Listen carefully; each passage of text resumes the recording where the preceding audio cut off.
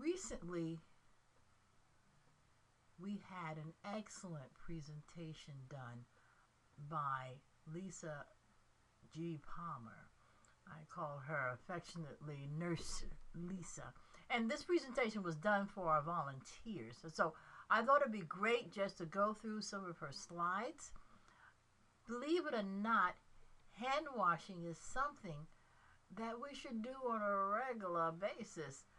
However, when you're working in a nursing home, or if you're actually as a volunteer working with a patient, just visiting that patient,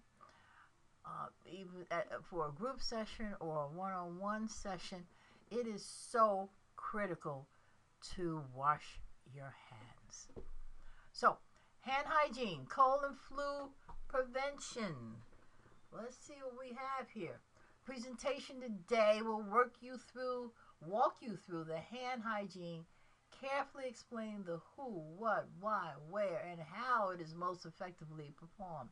At the end, we will review some key points to improve your hand hygiene practice. Now, this sounds like a no-brainer.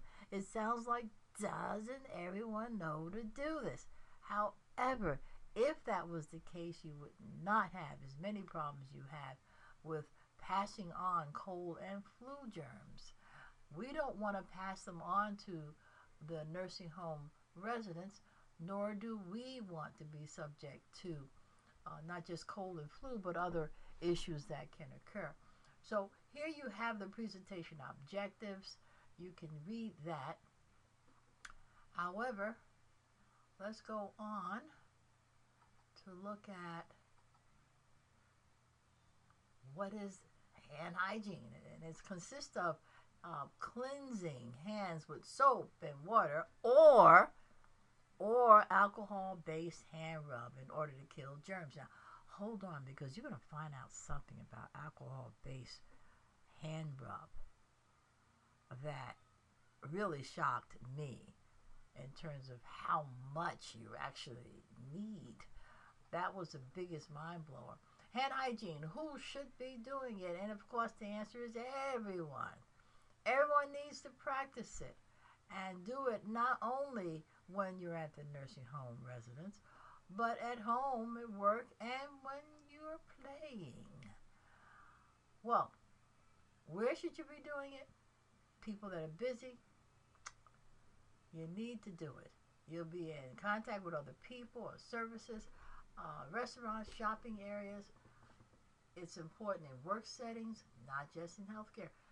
Again, I really want to emphasize what happens when people are sitting at their computers and then you get up, you have a bad cold, sitting at the computer, you may cough over those keys and someone sits down right behind you and they can be impacted by those germs, and that's another reason why to wash your hands. And that's an issue that's at work or at your home. So alcohol-based rub allows for quick and easy cleansing of germs. Where? Again, it's just about everywhere. Restaurants, at play, at work, at school. It's the single most effective way to prevent the spread of germs. Besides preventing the common cold, prevents the influenza, stomach infection, and as much as we can reduce those germs, the better. And we don't spread it around. Now, when should you wash your hands? Well, of course, when your hands are visibly dirty, yes. If you're eating or handling of food or drinks, when you use the toilet, when you use a computer keyboard, and now I know that keyboard, let's extend that to your cell phone. Let's extend that to your iPad. That becomes a big source of germs.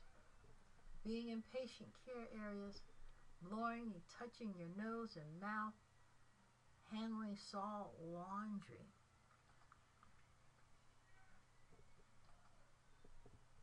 Now,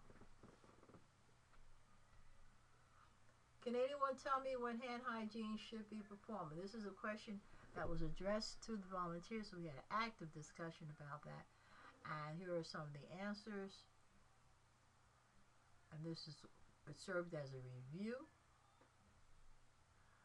The correct technique. And so we went over this and we practiced the correct technique for washing our hands with soap and water, and also using alcohol-based hand rub.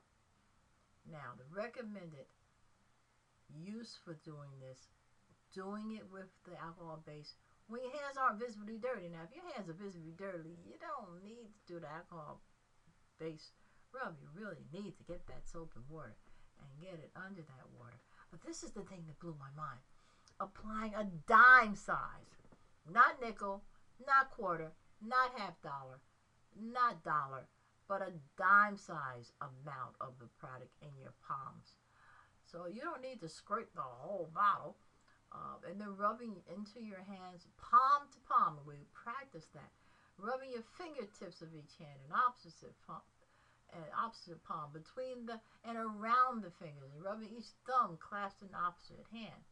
Rub back of the hand with opposite palm, rubbing the hands until dry before performing another task.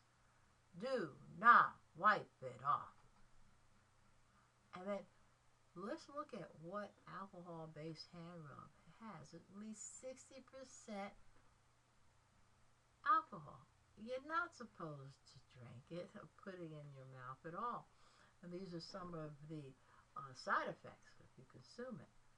And it can also, because of toxic level, what it can do long term.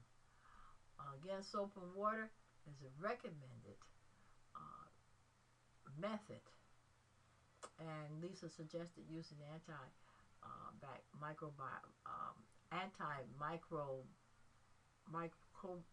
I'm not pronouncing it right, but soaps that help to fight bacteria like dial, used in high-risk areas, exposure to blood and body fluids, where that's usually used. Now here's some steps for actually working with washing your hands on the soap and water. We practice this, and you can read this for yourself, but make sure you turn off the faucet when you finish. Pat your hands dry with a paper towel, and when you turn off the faucet, use the paper towel.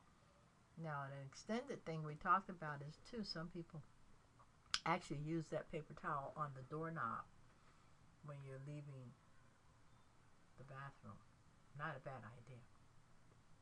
Here's some handy tips with your hand hygiene. Avoid touching your face. I want to point that. And your fingernails should be kept short, no longer than 1/4 of an inch, especially if you're working around patients. Hand hygiene is now this is a review, and you've read the slides, and these are a good review. True, false, and we all discussed this.